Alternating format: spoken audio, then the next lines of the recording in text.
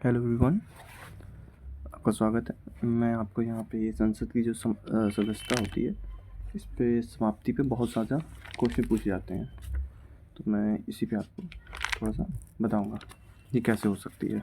तो एक तो मृत्यु होती है, ठीक है, ये तो हमें नॉर्मली ही पता है कि ये मृत्यु से हो सकती है। मृत्यु है, त्यागपत्र है, निर्वाचन रद्द होना है, ठीक है, निर्वाचन रद्द होना है, इनसे हो जाती है, ठीक है। और ये मेन ये बताना, मतलब ये पूछना जाना ज़्यादा है, ये कई बार शायद रिपीट थीम है, ये यूपीएससी जो पीआईक्यू है उसमें मतलब रिपीट क्वेश्चन आ चुका है, ठीक है।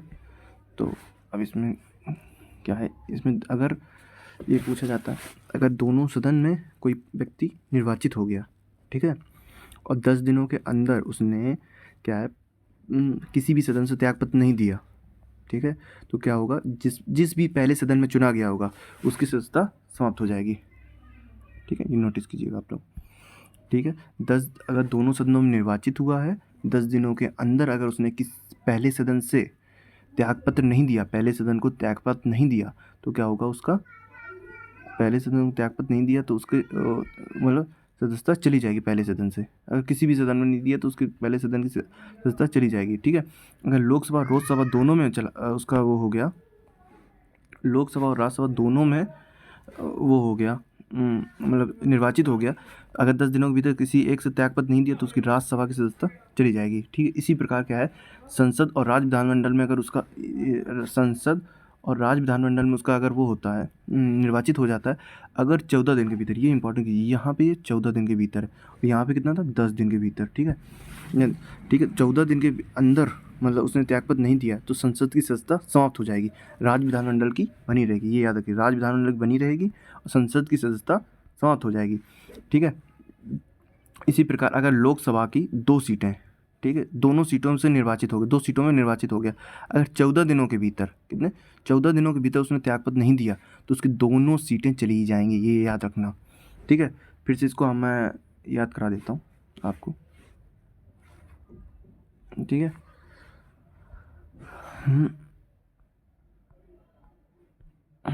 अगर संसद, भाई दोनों मेरे साथ मतलब आप लोग रिवाइज कीजिएगा, दोनों सदन में आपका अगर निर्वाचन हो गया, ठीक है, दोनों हाउसेस में आपका अगर निर्वाचन हो गए, अगर 10 दिन के अंदर, याद रखना 10 दिन के अंदर आपने किसी भी सदन में त्यागपत्र नहीं दिया तो पहले सदन की सदस्यता चली जाएगी, ठीक है। इसी प्रकार अगर लोकसभा राज्यसभा दोनों में चुने गए तो किसकी जाएगी, राज्यसभा की, और संसद और राज्य विधानमंडल में चुने गए तो संसद की जाएगी, लेकिन टेन्योर कितना होगा, 14 दिनों के अंदर, कितने समय दे रखा है, 14 दिनों के अंदर, ठीक है। इसी प्रकार लोकसभा में अगर दोनों सीटें जीत गए तो 14 दिनों के अंदर दोनों सीटें चली जाएंगी, ठीक है। अब इसको थोड़ा याद कीजिए आप लोग, अभी मैंने 3 चीज़ें बताई हैं, चलो रिवाइज करो आप लोग भी।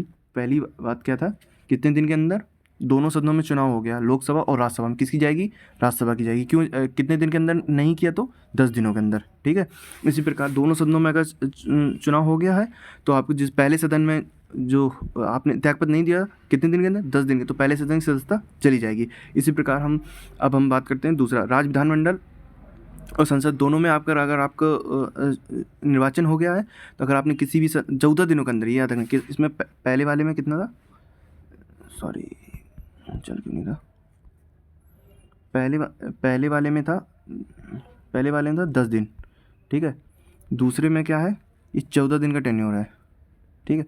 14 दिन तक अगर नहीं त्यागपत्र दिया तो किसकी चली जाएगी, संसद और राज्य विधानमंडल में संसद की जाएगी। इसी प्रकार लोकसभा के दोनों सदनों के अगर आपका निर्वाचन हो जाता है तो आपके अगर किसी में भी आपने अगर नहीं दिया, 2 सीटें अगर लोकसभा में आपको मिल जाती हैं तो अगर आपने किसी से में त्यागपत्र नहीं दिया तो 14 दिनों के अंदर, कितने दिन के, 14 दिनों के अंदर आपकी दोनों सीटें चली जाएंगी, ठीक है।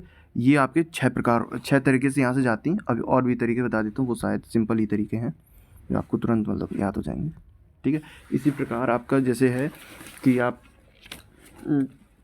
60 दिनों तक के अंदर आप अनुपस्थित रहते हैं तो भी हो सकता है, ठीक है।